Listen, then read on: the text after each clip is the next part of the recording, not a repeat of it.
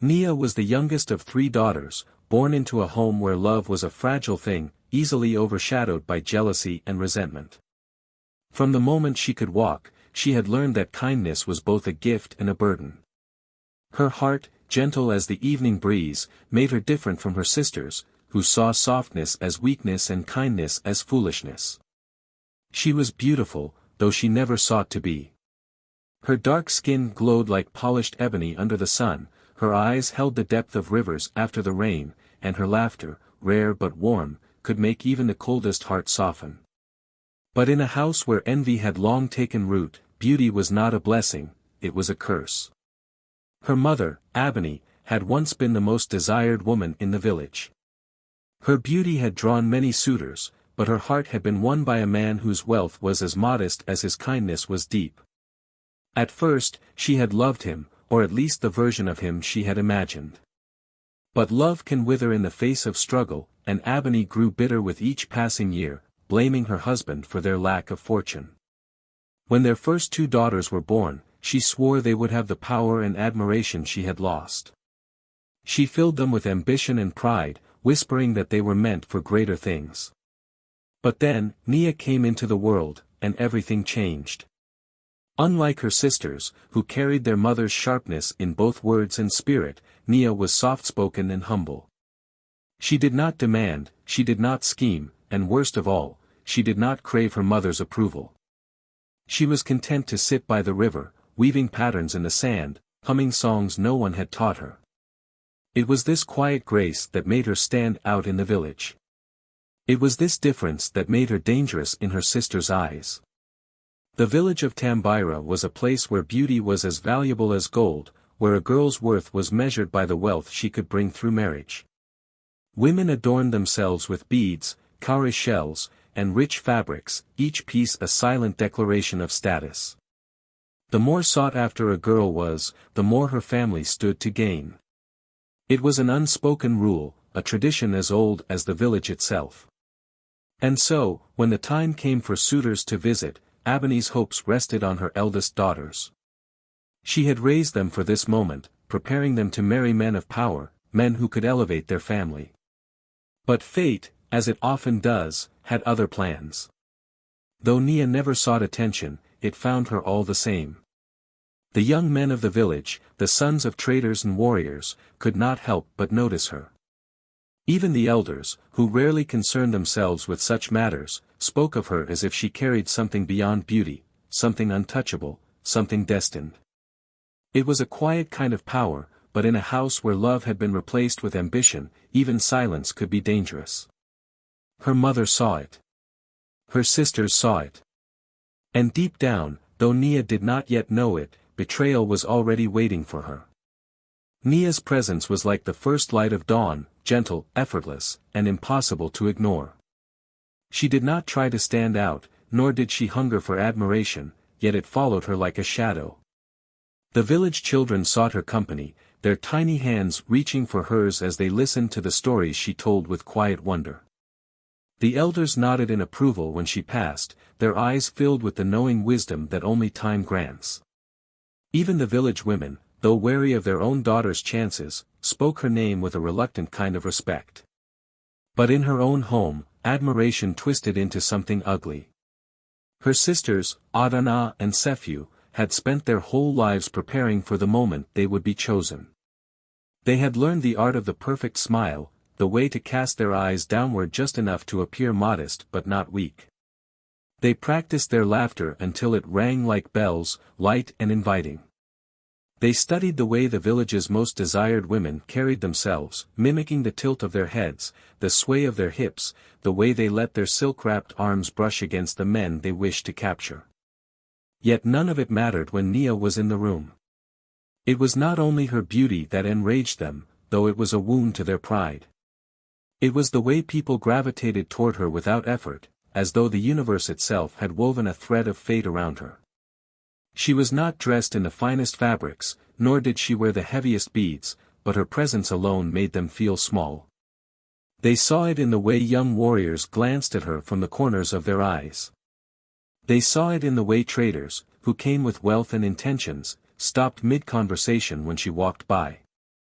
Even the chief's son, whom Sephew had spent months trying to charm, had been caught staring. The humiliation burned. At night, when the village fires dimmed and the sky stretched dark and endless above them, the sisters whispered their discontent. "She acts as though she does not know," Adana hissed, twisting the beads in her hands until they dug into her skin. "As if she is unaware of how they look at her." "She knows," Sephew muttered, eyes narrowed. "She enjoys it. She pretends to be humble, but it is an act." Their mother, Abani, sat in the dim light of their hut, sharpening a small knife on a stone. She had watched her daughters grow into sharp-tongued women, yet still, they had not risen above the girl they should have left behind long ago. "She is nothing without you," Abani murmured, her voice smooth as oil. "What is beauty if no man can claim it? What is admiration if no one dares to ask for her hand?" The words slithered between them, wrapping around their insecurities like vines choking the life from a tree. Their mother had never been one for softness, and she had never been one to lose. As the days passed, the sisters' hatred festered, blooming into something dark and untamed. They spent their mornings watching Nia, studying her, waiting for the moment she would falter. They whispered rumors, subtle at first, planting seeds of doubt in the minds of the village women. They spread tales of Nia's strangeness, how she spent too much time alone, how her beauty was unnatural, perhaps even a trick of the spirits. But even their gossip could not diminish the pull she had over the village. Then, one day, fate sent a storm in the form of a man. His name was Jerim, a trader from the northern lands. He arrived with a caravan of goods richer than anything the village had seen in seasons. His garments were woven from the finest silks, his hands adorned with gold and ivory. He spoke with a deep, measured voice, and when he stepped from his horse, it was clear he was not just a man, he was an opportunity. The village buzzed with whispers. A man of his wealth would not leave without taking a bride, and the women of Tambira knew what that meant. Adana and Sephew spent the next few days adorning themselves with their finest jewelry, rubbing oils into their skin until they glowed under the sun. They made sure to be wherever Jerim went, flashing their most dazzling smiles, speaking with practiced charm. They laughed at his jokes, offered him the sweetest fruits, and swayed to the music at the evening gatherings, each movement carefully designed to capture his attention. And yet, despite their efforts, his gaze always seemed to find Nia. He watched her from a distance, studying her the way one might admire a rare stone, something delicate, precious, meant to be treasured. Sephew clenched her jaw. Adana's hands tightened into fists. Their mother saw it, too. That night, as they sat in their hut, Abani's voice was sharper than usual. "You waste your time," she said, cutting through the tense silence. "You dress yourselves like queens, yet you act like beggars, hoping for scraps. You are my daughters. You will not lose to her." The sisters exchanged glances, their resentment boiling into something darker. "She must be removed," Sephew whispered. Adana nodded. Their mother did not ask how. She did not warn them of consequences. She simply watched as the seed she had planted began to bloom. The days passed, and Jerim remained in the village, taking his time to observe, to speak with the elders, to weigh his choice. The air was thick with anticipation, and though he had not yet spoken of his intentions, everyone knew the decision was near. Adana and Sephew could not allow him to choose Nia. They had spent their entire lives preparing to secure their futures, to elevate themselves beyond the confines of their mother's disappointment. They refused to be overlooked for a girl who had done nothing but exist. One evening, as the village fires flickered in the distance and the crickets sang their restless song, the sisters sat outside their hut, whispering their final plan. "We must do it soon," Adana murmured, glancing toward the path where Jerim had last been seen. "He is watching her more each day." Sephew nodded. "If we wait too long, he will make his choice. And we both know who it will be." They had already considered poison. A slow sickness, something that would make Nia too weak, too undesirable. But there were risks, too many questions, too many eyes. No, they needed to make her disappear. She must leave the village, Sephew said, her voice low, measured. And never return. Their mother said nothing as she listened. But the slight tilt of her chin was approval enough. The next morning, as the sun painted the sky in streaks of orange and gold, Adana approached Nia with a smile that did not reach her eyes. "Sister," she said sweetly, brushing non-existent dust from Nia's shoulder, "we need your help." Nia, who had spent her life being used and discarded, hesitated. But she was not the kind to refuse kindness, even from those who rarely gave it. "What is it?" she asked. "There is a rare herb deep in the forest," Sephew chimed in, her voice smooth as silk. "The elders say it has healing properties, but it is difficult to find. We thought you might come with us." Endlessly beneath the heavy footsteps of camels and traders alike. Dust clung to Nia's skin, the heat pressing down on her like an invisible weight. Her wrists burned where the rope had rubbed her skin raw, but the pain in her body was nothing compared to the ache in her heart. She had screamed until her throat was raw, had begged, had pleaded, but no one had listened. The merchant spoke over her cries as if she were nothing more than a sack of goods, another item to be bartered and sold. Each night, they tied her wrists loosely enough to prevent bruises. No buyer wanted damaged goods, but tightly enough that escape was impossible. Days blurred together in a haze of hunger, exhaustion, and despair. The land around them changed as they traveled farther from the village she had once called home. Gone were the familiar trees, the sound of the river, the songs of the people she had grown up with. In their place were dry, cracked plains and endless stretches of unfamiliar land. When they finally reached their destination, Nia's heart pounded with dread. It was a bustling trade city, filled with the scent of spices, the clamor of merchants calling out their wares, and the endless hum of people moving about their business. She was led through the winding streets, her wrists still bound, her feet aching from the journey. She was placed in the market, where buyers moved from one chain sold to the next, assessing, whispering, bartering. "She is strong," one merchant boasted. "Good for fieldwork, good for labor." But another, an older woman with sharp eyes and dark robes, stepped forward. "She is wasted on labor," the woman said. "There is something different about this one." The merchant smirked. "Then make your offer, healer." Nia flinched as coins exchanged hands, and before she could process what was happening, the woman was leading her away. The healer's home was a simple hut on the outskirts of the city, built of mud bricks and thatched roof, but inside, it was filled with the scents of dried herbs and the soft glow of flickering lamps. Jars lined the walls, filled with strange powders and liquids. Skins of animals hung from the ceiling, and in the corner, a low bed of woven straw waited. "You will work here now," the healer said simply, motioning for Nia to sit. Nia hesitated. "Why did you buy me?" The healer studied her for a long moment. "Because I see something in you. And because fate is not done with you yet." At first, Nia's days were filled with endless chores. She fetched water from the well, ground herbs into fine powders, and swept the floors of the hut.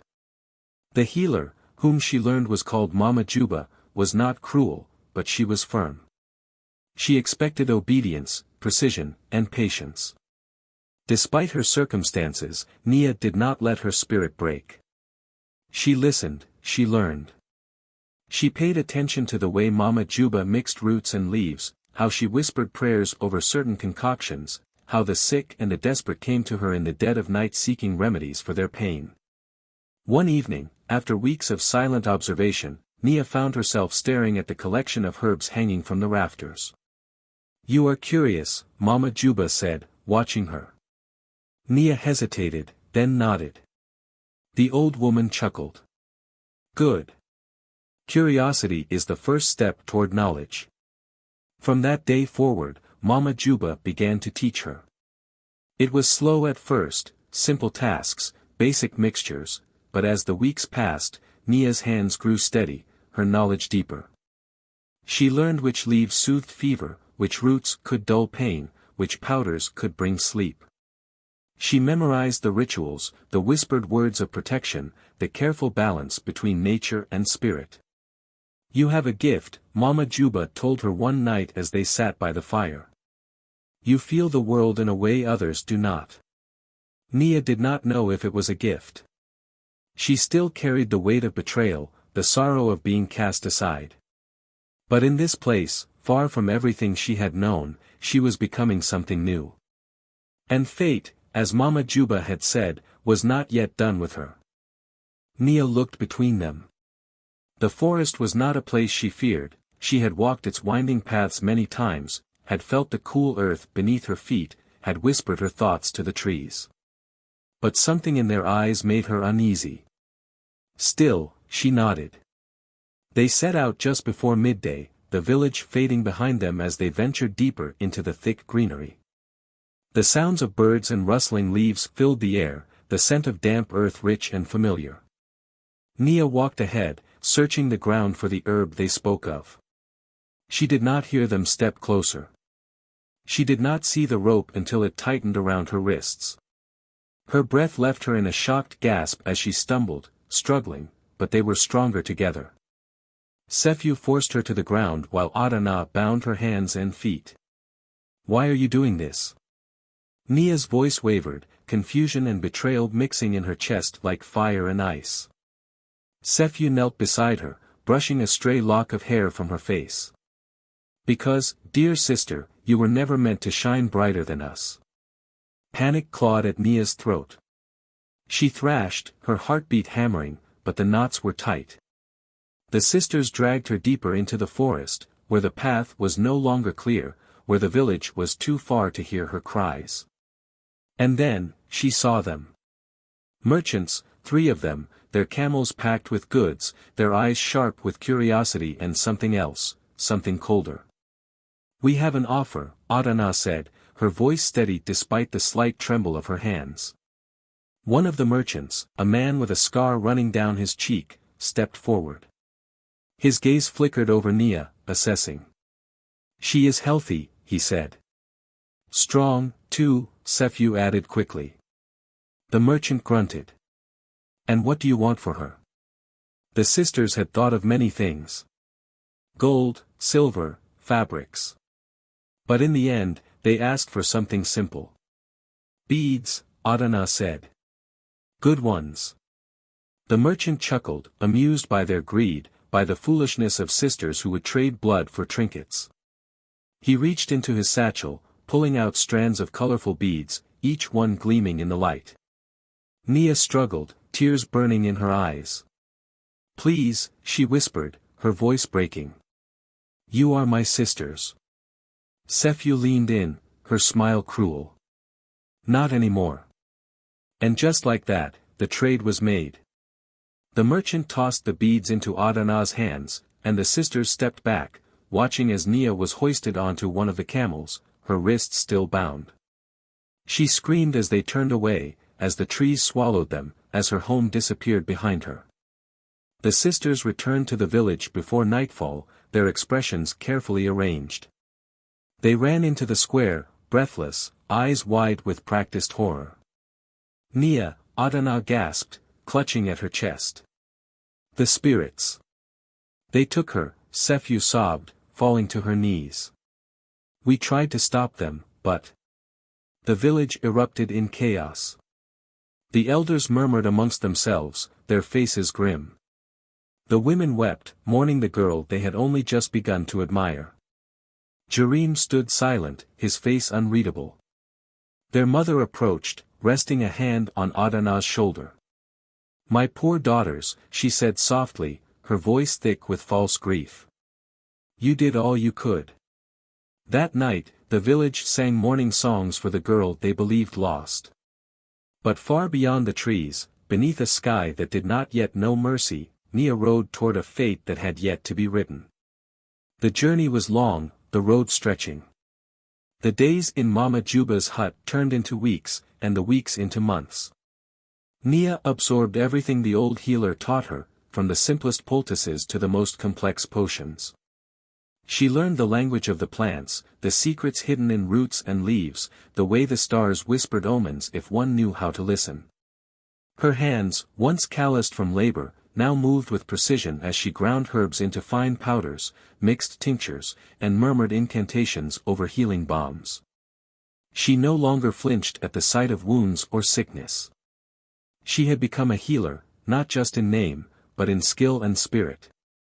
As her reputation grew, the sick and desperate began to arrive in greater numbers. Mothers with feverish children, warriors wounded in battle, elders seeking relief from aching bones. Nia treated them all, her remedies working faster, her knowledge deepening beyond even what Mama Juba had taught her. One evening, as they sat outside the hut beneath the vast night sky, Mama Juba watched Nia carefully. "You have surpassed me," the old woman said finally, her voice filled with something like pride. "You are ready." Nia blinked. "Ready for what?" "To stand on your own." The words sent a ripple of fear through Nia. This place, this small hut on the edge of the city, had become her refuge. But Mama Juba shook her head, as if reading her thoughts. "You are meant for more than this, child. The spirits have whispered your name, and fate is calling you forward." The call came sooner than expected. A sickness had begun to spread through the city. At first it was nothing more than whispers, a merchant who had fallen ill after returning from a distant land, a child who collapsed in the marketplace, an elder who did not wake from his sleep. But within days, the whispers turned into panic. The sickness moved like wildfire, striking without warning, stealing the breath from the lungs of its victims. The people called it the Black Fever. Those who caught it burned with a relentless heat, their skin slick with sweat, their bodies trembling with chills. Many died within days. Panic swept through the city, and fear turned to desperation. The wealthy fled, hoping to outrun the unseen curse. The poor, left behind, searched for answers, for hope. And they came to Nia. She worked tirelessly, moving from home to home, hut to hut, tending to the sick with gentle hands and determined will. She mixed herbs that cooled the fever, brewed teas that soothed the burning in the throat, whispered prayers over the weak. And for some, it worked. Word of her healing spread, and soon, she was no longer just a servant, no longer just a girl stolen from her home. She was something more. A woman of power. A bringer of life. Then one morning, as the first light of dawn kissed the horizon, a group of armed men arrived at the hut. They bore the royal insignia on their chests, their faces grim. "You must come with us," the captain said. Mama Juba stepped forward, her eyes wary. "Why?" "The sickness has reached the palace," the captain said gravely. "The prince is dying." The news rippled through Nia like a cold wind.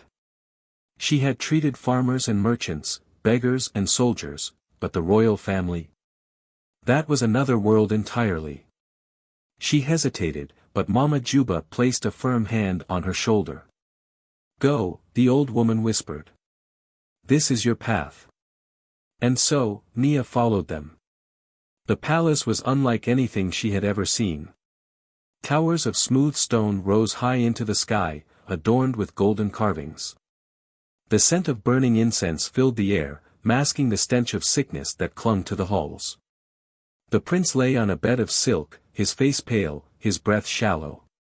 He was young, perhaps not much older than she was, with sweat-drenched curls sticking to his forehead.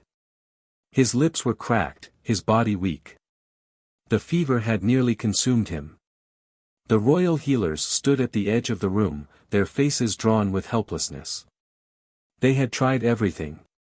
And now, the fate of the king's only son rested in the hands of a girl they did not know. Nia ignored their whispers, their doubtful stares. She stepped forward, her heart steady, her mind sharp. She worked quickly, crushing bitter leaves into a fine paste, mixing it with honey to dull the taste. She pressed cool cloths against his burning skin, whispered the same prayers Mama Juba had once whispered over the dying. For 2 days and 2 nights, she did not leave his side. She did not sleep, did not rest. She sat beside him as his body fought, as the fever raged and burned. She listened to the rhythm of his breath, the fluttering of his pulse, adjusting her remedies with every shift in his condition. And then, on the third morning, his eyes opened. The fever had broken. The sickness had passed. The prince lived. The news spread through the kingdom like wildfire. The girl who had saved the prince. The healer who had tamed death itself. The king summoned her before him, his expression unreadable as he studied the young woman who had done what his own healers could not. "You have given me back my son," he said at last, his voice thick with emotion. "And for that, you shall never know suffering again." He showered her with gifts, gold, jewels, fine silks, but more than that, he gave her something greater. Protection. Power. Respect. No longer a servant, no longer a forgotten girl stolen from her home, Nia rose that day as a woman of influence. But even as the world bowed before her, she knew, her story was far from over. In the village where Nia had once been nothing more than a quiet, overlooked girl, life had taken a cruel turn for her sisters. At first, after they rid themselves of her, they had expected everything to fall into place. Without Nia's beauty overshadowing them, they were sure that suitors would flock to them. Without Nia's kindness drawing admiration, they believed they would finally shine. Their mother assured them they had done the right thing. Nia was a threat to their futures, a burden that needed to be cast aside. But fate had its own plans. The wealthy trader they had feared would choose Nia. He never returned. It was said that he had been robbed on his travels and left with nothing. The sisters, who had spent days perfecting their charms and practicing their smiles, were left waiting for a man who would never come. One by one, their marriages crumbled. The eldest sister had wed a prosperous farmer, believing she would live in comfort for the rest of her days. But he turned out to be a cruel man, and his wealth, once abundant, was lost in a season of bad harvests. The second sister had married a merchant's son, expecting riches beyond measure, only to find herself trapped in a loveless union with a man who spent more time in gambling halls than at home. Their mother, once proud and domineering, found herself losing the influence she had once wielded over the village. Without a daughter to boast of, without Nia to serve as the one they could push aside, people began to see her for what she truly was, a bitter woman who had sown discord in her own home. Then came the famine. The rain stopped. The rivers dried.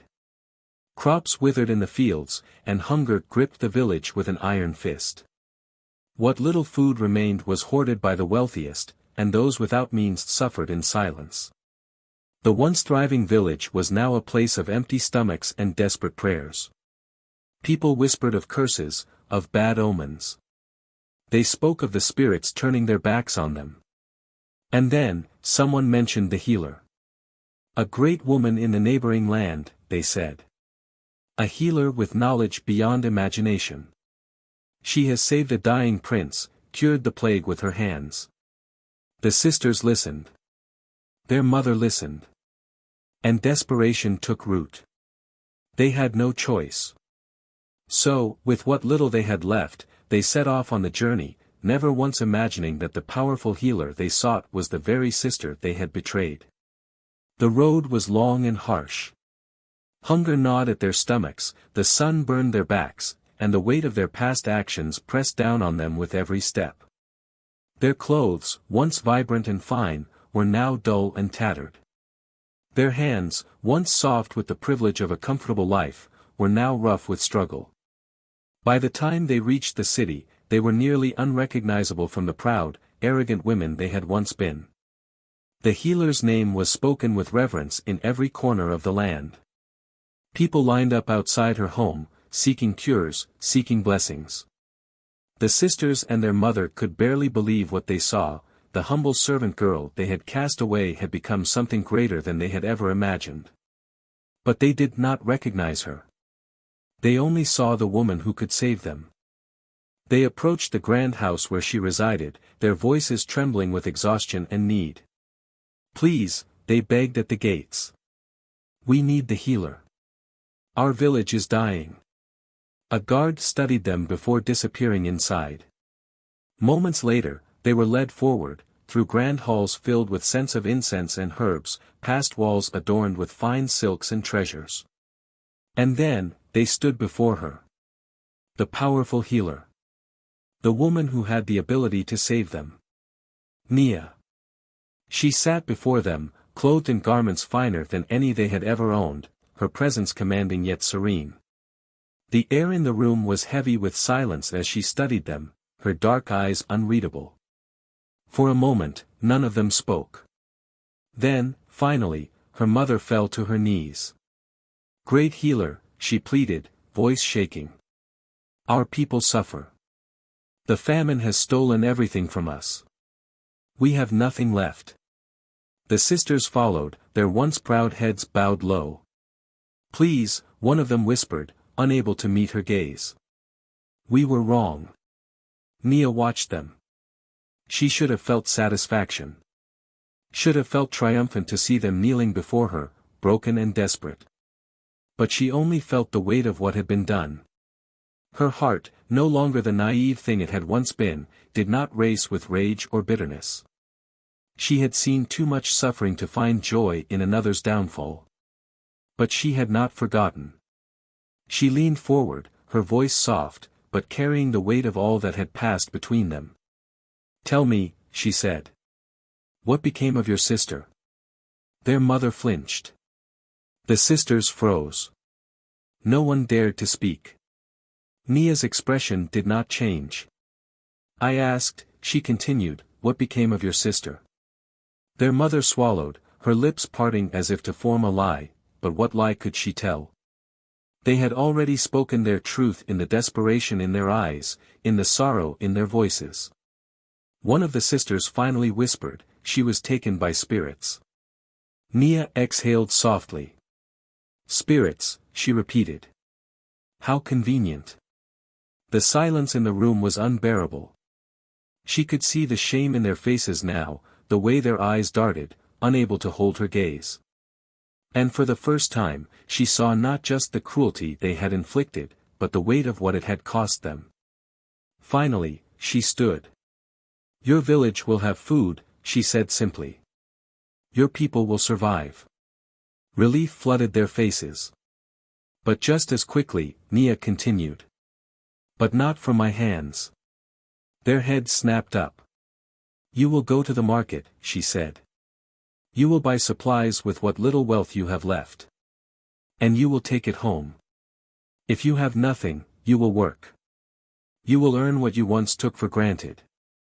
Her mother's lips trembled. Nia. I am no longer the girl you threw away, she said, her voice unwavering. But I am not a monster. I will not let your people starve. She took a slow step forward, her gaze never leaving theirs.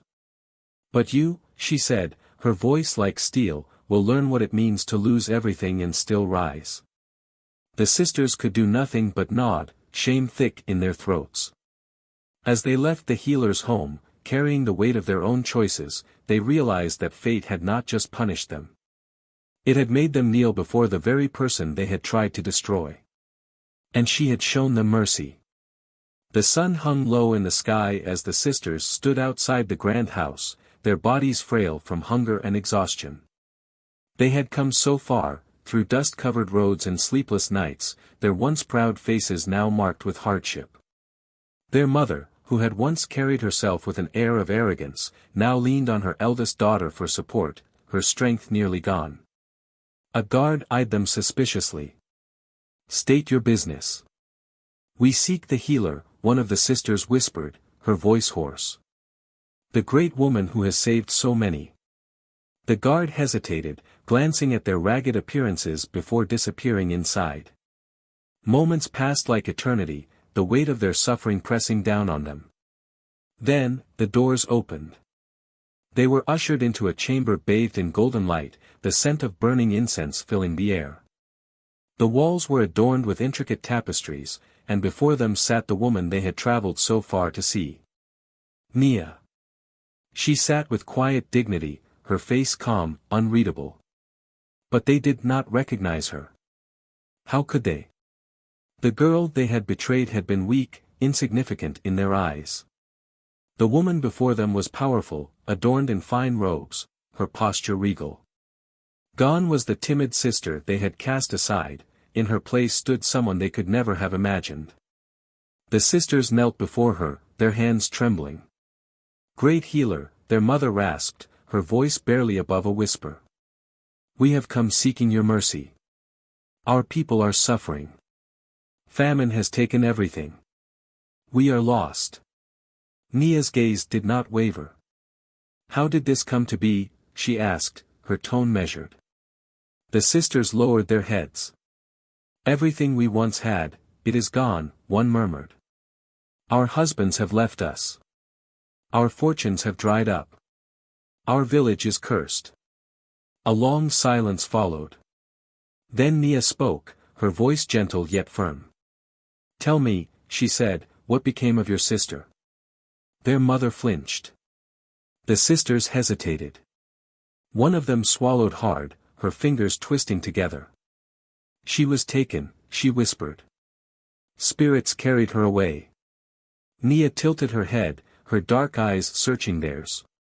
"Spirits," she echoed, her tone unreadable. "Is that the truth?" The room grew unbearably silent. Something in the way she looked at them made the sisters uneasy, as though she could see into the very depths of their souls. The eldest sister finally broke. "No," she choked out. "It is not the truth." Her mother turned to her sharply, but she could not stop the confession from spilling forth. We sent her away," she admitted, tears streaming down her face. We sold her." A sharp inhale filled the room, the weight of their words settling like a heavy stone. And then, for the first time, Nia smiled. It was not a smile of triumph, nor of malice. It was a smile of understanding. She stood slowly, taking a step toward them. "You did," she said softly. "And yet, here I stand before you." Their mother's eyes widened. The sisters looked up at her in horror, realization crashing over them like a tidal wave. The great healer. The woman before them. "Nia," one of them breathed, her voice breaking. Their mother gasped, covering her mouth with trembling hands. The truth hit them like lightning. The sister they had betrayed, the girl they had thrown away like a worthless trinket, was now the woman they were begging for mercy. Shame flooded their faces. Their mother fell forward, pressing her forehead to the ground. The sisters followed, their voices raw with desperation. "Nia, please," the eldest sister sobbed. "We were young. We were foolish. We didn't understand. We were blinded by envy," another whispered. We thought you were the obstacle to our happiness." Tears stained their dirt-covered faces as they knelt before the sister they had wronged, their pride stripped away, their arrogance crushed beneath the weight of their own choices. Nia looked down at them, her heart steady. She had dreamed of this moment once, dreamed of seeing them suffer as she had suffered, of turning them away with the same cruelty they had shown her. But now, standing before them, she felt no satisfaction in their pain. Because she was no longer the girl they had betrayed. She was something greater. And fate had already punished them far more than she ever could. She let the silence stretch, let them feel the weight of their actions. Then, finally, she spoke. "Stand." The sisters hesitated, unsure if they had heard her correctly. "I said stand." Slowly, shakily, they rose to their feet, their eyes never leaving hers. Nia studied them for a long moment, then took a deep breath. "You came here seeking mercy," she said. "And mercy you shall have." Their lips trembled, fresh tears threatening to spill. "But understand this," she continued, her voice unwavering. "I am not the weak girl you left behind. I have seen pain. I have endured suffering beyond your imagination. And yet, I have risen." A pause. "And now, so must you." The sisters exchanged uncertain glances. Their mother clutched her chest, overwhelmed by emotion. "You will not return to the village as beggars," Nia said. "You will return as women who understand the weight of their actions. You will work. You will rebuild. You will not take what is not yours." They nodded fervently, their bodies still trembling from the revelation. Then, for the first time, Nia stepped forward and placed a hand on her mother's shoulder. "There is still time," she whispered. "Time to be better." A choked sob escaped their mother's lips. Nia did not look back as she turned away, leaving them to process the mercy she had given. Because despite everything, despite all the pain, she had won. Not through vengeance, but through fate. And fate had already made its judgment. They stood before her, silent and broken. The sisters, who once delighted in her suffering, now trembled under the weight of their own shame. Their mother, who had poisoned their hearts with jealousy, could not lift her eyes from the ground. Nia had dreamed of this moment once. In the long, lonely nights of her captivity, she had imagined their downfall, had prayed for the day they would suffer as she had. She had wished for revenge, for the chance to make them feel the same helplessness she had felt when they tied her hands and sold her away for beads. And yet, standing before them now, she felt none of the satisfaction she had expected. Vengeance would be easy. She could send them away with nothing. Let them wander the streets, starving and desperate, just as she had once been. She could refuse them, let them wither, let them carry the pain of rejection as she had. But she was no longer the girl they had betrayed. Pain had not broken her. It had shaped her into something greater. And revenge would not serve her now. She exhaled, letting go of the bitterness that had once clung to her heart. "You will not leave empty-handed," she said finally, her voice calm but firm. Their eyes widened with shock and relief. "I will send food back with you," she continued. "Medicine. Enough to help the village survive this famine." Their mother sobbed in gratitude. "Oh, Nia." But, Nia interrupted, her gaze steady, "This is not forgiveness." Their mother fell silent. The sisters stilled. "This is justice," Nia said. "I will not forget what you did to me. But I will not let your mistakes bring suffering to those who had no part in them." The sisters lowered their heads, nodding in understanding. "You will carry this weight," Nia continued. "You will return to the village and rebuild.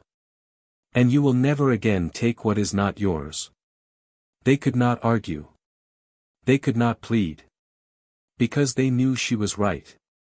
When they left, they carried sacks of grain and vials of medicine, but they also carried something far heavier, the knowledge of what they had done, and the mercy they had been given despite it. They left changed.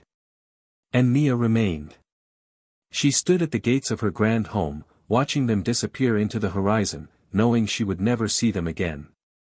For the first time in years, she felt no anger, no pain. Only peace. She had come so far. The girl who had once lived in the shadow of her sisters was gone. In her place stood a woman who had shaped her own destiny. She thought of the village she had once called home, the place where she had been nothing more than an afterthought, where her worth had been measured only by her beauty. She would never return there. Not because she hated it, but because she no longer belonged to it. Fate had carried her somewhere greater. And as she turned back into the home she had built with her own hands, she knew, she was exactly where she was meant to be. The past was behind her. And the future was hers to claim. Betrayal may wound. But destiny always prevails.